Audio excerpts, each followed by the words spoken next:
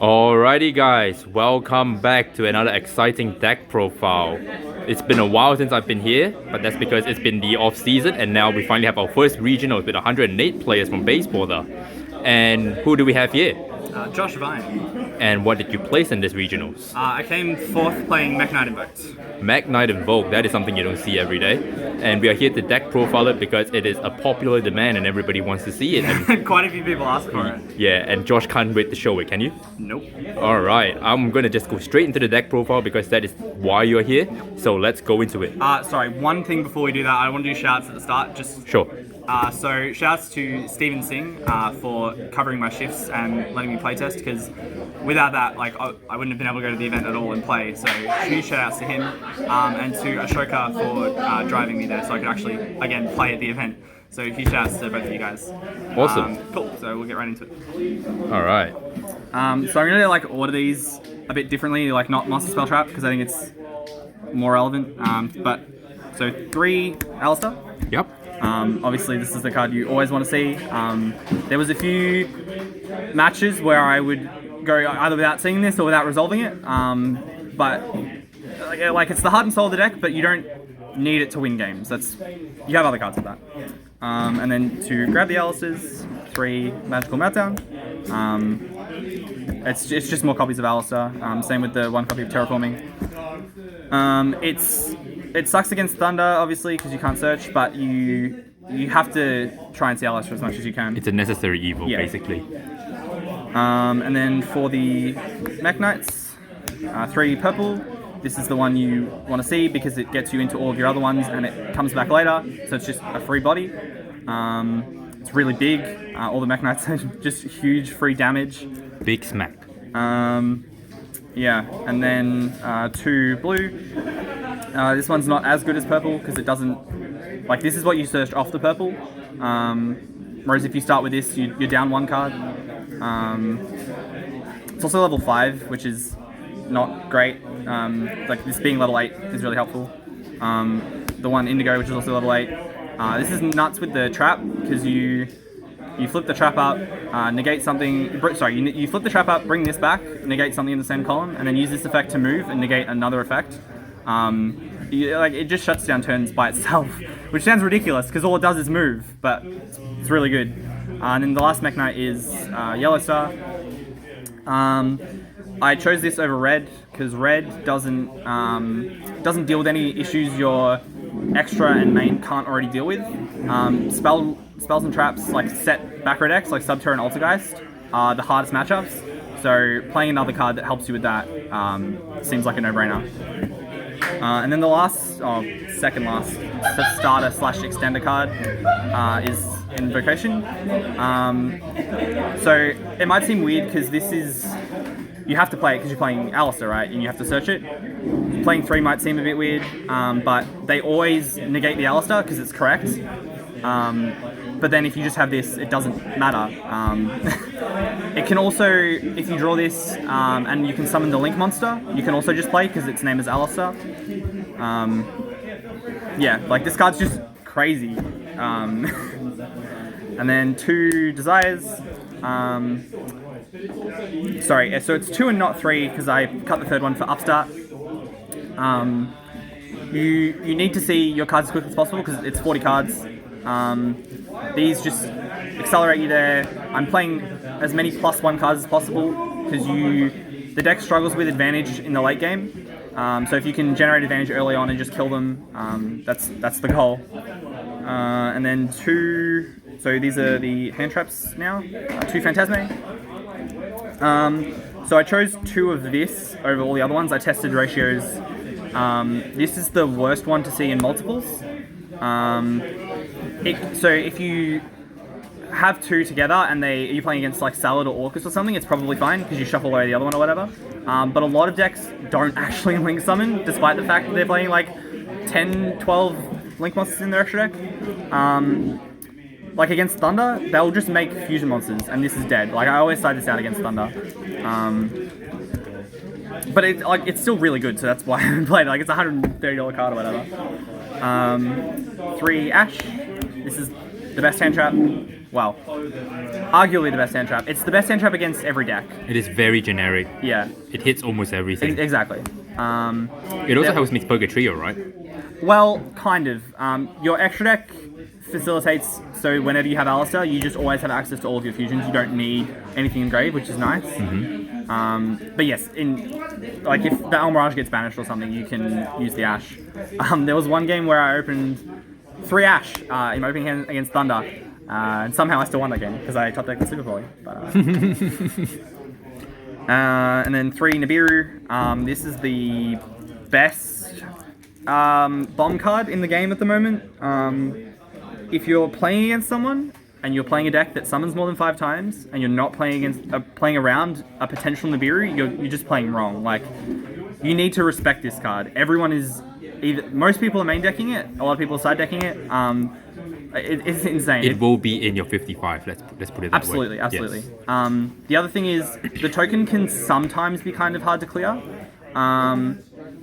There was a couple times where I had to end on Secure Gardener so that because you don't take damage once while it's on the field, so that the token didn't kill me just because it was so big. But usually it's not an issue because your monsters are pretty huge. And then for like the utility, one more hand trap. 3 impermanents. Lunar Orcus is still a deck, and it's scary. So you don't I don't know. This card's just. Has it come in clutch for you before? Yes, yeah. The main thing is it's an out to Colossus as well. I wanted to play. I think I played 9 outs to Colossus in the main and then a 10th in the side. Because that deck's just really scary. If I can't search, I can't play. Yeah, I think that's correct because your deck mostly does a lot of searching. Yeah, you only have 4 cards that draw, so yeah.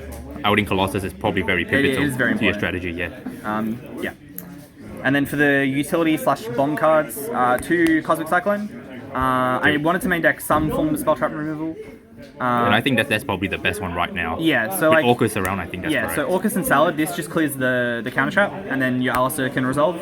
I did see this a lot, even though I was playing 2. I'd like to play 3, but there's just not room. It needed to be 40, like I said before. And I side more spell trap back row removal, but this is just the best one to main deck.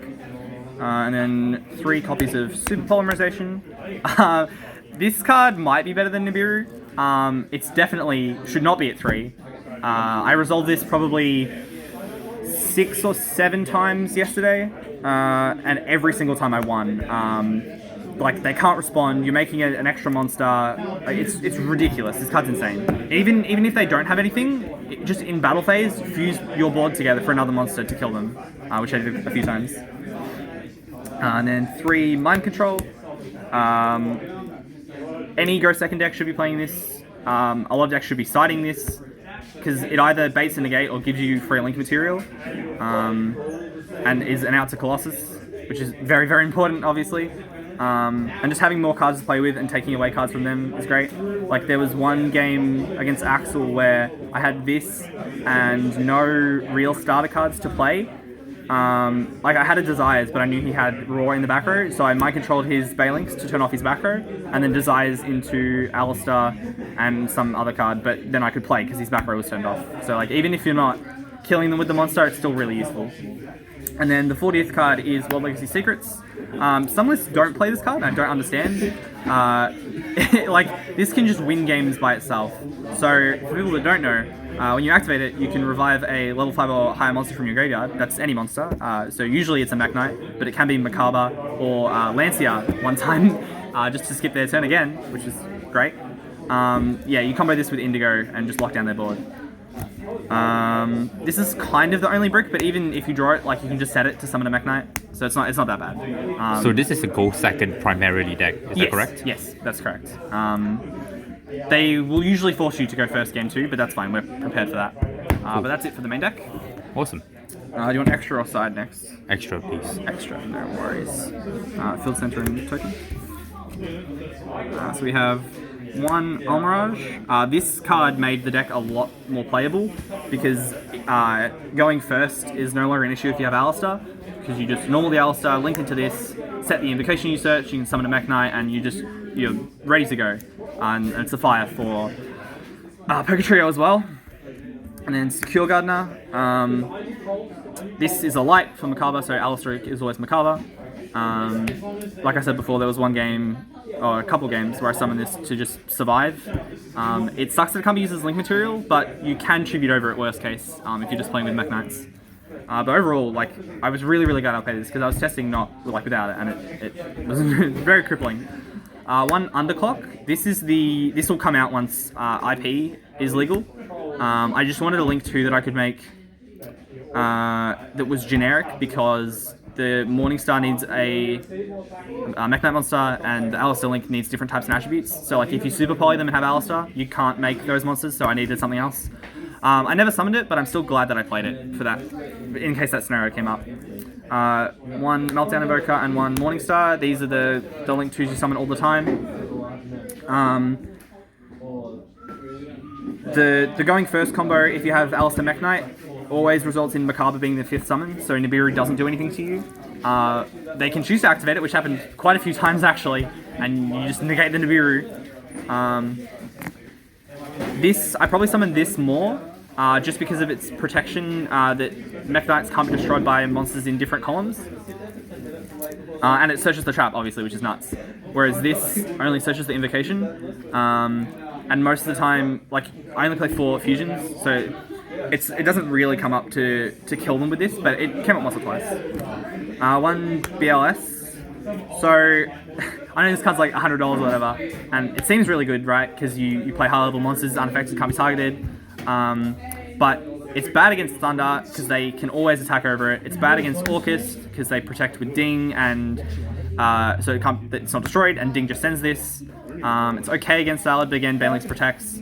So for like just those, because when it does resolve, it's really good. Banishing a card non-targeting and being difficult to out is fantastic. But I think if there was any card in this deck that you're like, oh, I don't want to spend the money to buy it, like you could probably not play this. Just play Unicorn instead with IP. The last Link monster is Boral Sword. Summon this like almost every match. Your deck wants to kill them, that's what this card does, so not really much else to say there. For Super Poly targets, one Dragospellia and one Starving Venom. These, I feel, most people, like, obviously everyone's playing this with Super Poly for Orcust, and this is good against Pendulum. You can use Macabre and any Dark, and everyone's playing Dark monsters. I summoned these quite a few times. They're both 8s, which is amazing because I'm playing Dingirsu as well against Thunder, so very happy with those. And for Salad, I was originally playing Chimera, because it's also an 8, but I felt like when I summoned that card against Salad, it was getting in the way too much. And also, if you super poly them and they super poly you back with Chimera, it gets its other effects and you just lose. So I played Diplexer instead. I've not seen anyone else play this card, and I think it's definitely correct. One, it's a light monster for Macabre, which I know is not super relevant because of Secure Gardener.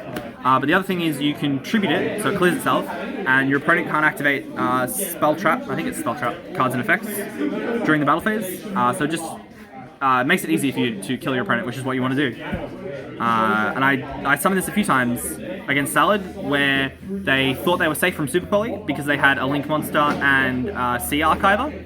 And I'm like, I'll activate Super Poly, and it's just 2 Cybursts. So, yeah, this card was nuts. For the Invoke Fusions, 1 Caligar, 1 Purgatrio, and 2 Macabre. This is really all you need. These are the ones you summon most of the time. Obviously, this is your like big boss monster that lets you control the game if it does get to that stage, and this lets you kill your opponent. Like these cards are the reason Salad is such a free matchup. Like you banish Baylings and get to clear their board with this card and kill them in 1 turn. It's crazy. It's definitely the easiest matchup. And then Caligar, I tested all of the other fusions except Cocytus because I don't think that's very good, to see which one would fill scenario like how do I explain it? I wanted a monster that would win me games that I would otherwise lose. So like Magelanica, sure it's an 8, I can summon it against Guru because they're all Earth, but it doesn't have an effect. Raijin, no one's playing wind monsters. Elysium was the second choice, just because I can always super poly into something, but I can always do that with this as well. So the reasoning for this, sorry, that was a very long-winded preamble. It's for Orcus. So if you end on the link and this, they can't clear it with anything in their main deck, I don't think. And probably the side as well, because they get one monster effect and you negate that one monster effect. And they play spell trap removal. Like against Long in the last round, I cleared his board and ended on this in Macabre. He activated an effect, I negated it, set a monster, and I killed him on the next turn. Otherwise, he would have just like blown me out because his hand was nuts. So yeah, I'm glad it was this one. You could play Elysium, but I think this was better. And then the last card was Dingirsu. I summoned it a few times. I never played against Orcus, which is what it's for, because obviously you mind control the Galatea and summon this. But I did make it with Mekk Knights, with a Mekk Knight and a Fusion a few times, clear a token. Like, it's just a good card, and the fact that it's generic is ridiculous. Like, should not be a generic monster. That's it for the extra. And then for the side deck, most of this didn't actually come in. I don't know, maybe I just predicted the format incorrectly, but I think it was fine. So 3 Lancia. This was probably the second best card in my side deck. I tested with Crow and Bell, but I think stopping their turn altogether. And this is also just good against more decks, because Bell's like average against Salad and Orcus, but good against Thunder, whereas this is like good against Orcus, good against Thunder, good against the Mirror. So it's all about high impact versus low impact, basically. Exactly, that's exactly right. You want bomb cards, not incremental value. Just play good cards. Yeah, helps. And then this was ridiculous. Like, I knew it was good. So most of the time they make you go first game 2. And if you can set like this or Super Poly, or have Phantasme or Nibiru in hand, you're not dying. Like I played two Cyber Dragons and 2 Salads. You just flip this against them and they can't do anything, and all of your things are different types and attributes. So like, yeah, this card's insane. If you didn't blind second, I would main it, but obviously you do, so you have to side it. And then this never came in. 3 Reboot, and Twin came in once against Pendulum, I think. These are for Subterra, Altergeist, and Draco, because those decks are your hardest matchups. I got lucky and didn't have to play against those decks, because I think they were losing out in the earlier rounds, which is lucky for me, because I was so scared about playing against Subterra. But I was prepared for them, so I don't regret playing them, but they never came in. And then the last few cards. So these were, like, I played these in my side for a long time because they're all really good, but the last 3 cards I changed a lot because I wasn't sure what I wanted. So I played 2 System Down for Orcus. Again, this is a bomb card rather than incremental value. If you can, like, if you have Cosmic, or you can bait with Alistar and then resolve this, their grind game slows down immensely, and that's the problem you have against that matchup, is the grind. Like, they always win out, so you have to kill them as quickly as possible, and this card helps with that. And then the final card, old classic, Book of Moon. So the theory behind this was, it was either this or Widow Anchor for Colossus. I didn't want to be locked out of the main monster zones for Widow Anchor, which is why I played this. But this also has applications against... I started it first against Pendulum. If they Pendulum into the extra monster zone, or like Master Cerberus, and you book it face down, their turn just ends. Against Salad, like if you flip the Stalia face down, they can't do anything. I really wanted to main it, but there was no room in the main deck. Like, it was super tight. But I think I resolved it maybe once. But I'm really glad I played it, because, like I said, dealing with Colossus is so important. Awesome, and that is the 55. How do you feel about the deck, and is there any changes that you want to make? I think the deck was really, really good. I spent a long time making sure the ratios were right. Like, I was siding the right amount of cards in every matchup. Did the math for drawing like starters and extenders and stuff. So I think the deck building was almost perfect. Obviously nothing's perfect, but I try my best. The most important thing I can say is, with deck building, the fact that I'd prepared so much in advance, it made the technical play and playing at the event so much easier. Like, there was no point where I thought, oh shit, what am I going to do? My opponent like has made the situation that I can't play around, or they've outplayed me. Like I always felt in control of the situation because of my deck building. So I think that's the most important thing to take away from this, if nothing else. Awesome. So we want to congratulate Josh. This is his very first top, and he's actually got his invite without pass down. So we want to congratulate him. And thank you so much for the deck profile. Josh! Woo! All right, and now Ping Pong Pie signing out. See ya.